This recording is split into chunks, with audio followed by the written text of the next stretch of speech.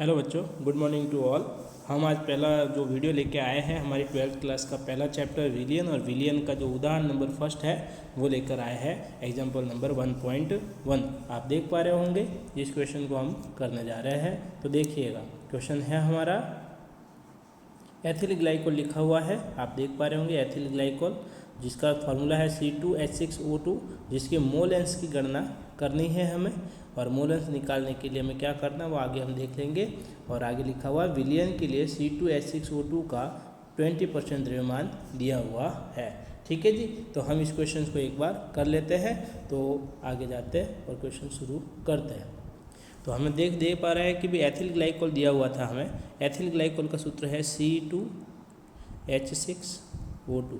देखिएगा वापस, यही था ना, लीजिए C2H6O2 राइट। तो अब सबसे पहले ये कह रहा है कि मोल भी निकालनी है, मोल अंश निकालना। थोड़ा समझिएगा कि जब भी किसी का मोल अंश निकालना हो तो हम मोल अंश निकालने के लिए क्या करते हैं, मोल अंश को हम प्रदर्शित करते हैं x से और उसकी वैल्यू निकाली जाती है। अगर दो घटक लिए गए हैं तो हम कहते हैं Na/Na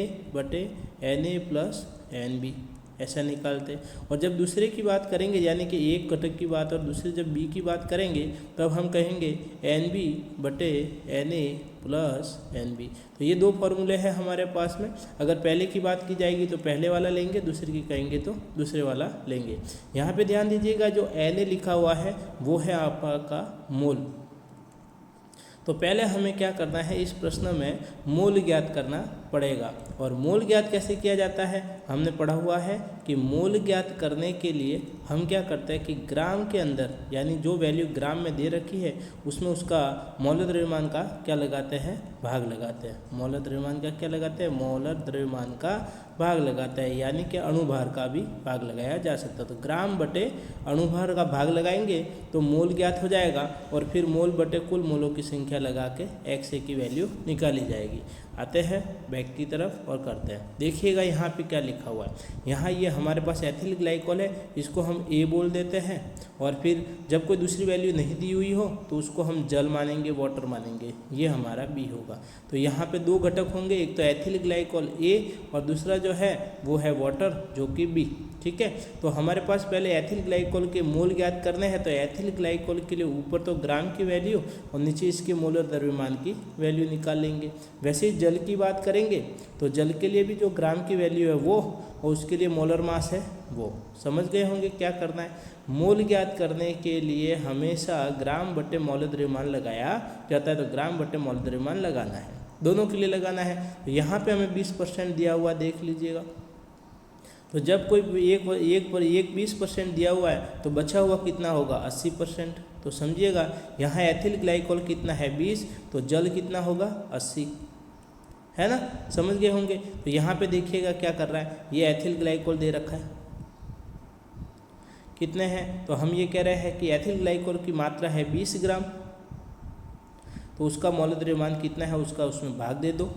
और वही जल का कितना है 80, तो उसका मौल द्रव्यमान का भाग उसमें दे दो। यही कर रहे हैं। देख लीजिएगा कि यहाँ पे आप देख पा रहे होंगे, ये देखिए क्या लिखा हुआ है यहाँ पे कि भाई एथिल ग्लाइकोल हमारे पास 20 ग्राम है, क्योंकि क्वेश्चन के अकॉर्डिंग 20 ग्राम दिया हुआ है।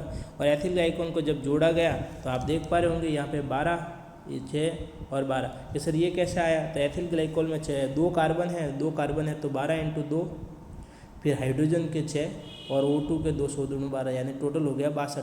तो हमने क्या किया, ग्राम 20 ग्राम दिया हुआ है प्रश्न में, 20% को 20 ग्राम में कन्वर्ट कर लिया और 20 ग्राम में 62 का क्या लगा दिया, भाग। तो ये आ गया हमारा ये इसका मोल। फिर दूसरी बात करें कि मोल इसकी जल की, तो जल में हमने बताया कि 20% अगर एथिल ग्लाइकोल है तो 80 होगा ये, और 18 होता है वाटर का, आपको पता है। तो 18 कैसे आया ये भी पता ही होगा कि H2O है हमारे पास, हाइड्रोजन के 2 और ऑक्सीजन के 16, टोटल हो गया हमारे पास 18। ये 18 यहाँ लगा दिया, तो एक वैल्यू ये आ गई, है ना। तो हमारे पास ये दो वैल्यू आ गई, जिसमें एथिल ग्लाइकोल के मोलों की संख्या है 0.322, है ना, और वाटर के लिए आ गई 4.44। अभी पीछे जो क्वेश्चन कहा था मैंने वैसे ही करना है, Na/Na + Nb वाला। तो यहाँ पे क्या कह रहा है, ये हमारा Na हो गया, नीचे हमारा Na + Nb लगा देंगे। तो Na हमारा कितना आया, ऊपर Na आया 0.332, ठीक है 332, और नीचे कितना आया 0.32 और ये 4.4, दोनों को ऐड करके डिवाइड करो 0.068।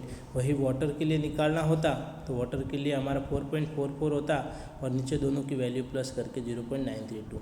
एक चीज़ और ध्यान रखिएगा कि हमेशा किसी के भी मोलों की जो संख्या होती है मोल वालों की, उनका आंसर हमेशा 1 आता है, ठीक है। यानी XA + XB = हमेशा कितना आएगा, 1 आएगा, ध्यान रखिएगा। तो अगर 1 पता हो दूसरे को 1 में से घटा के भी प्राप्त किया जा सकता है। ये था हमारा एग्जाम्पल नंबर 1, ठीक है जी। देखते हैं दूसरा एग्जाम्पल।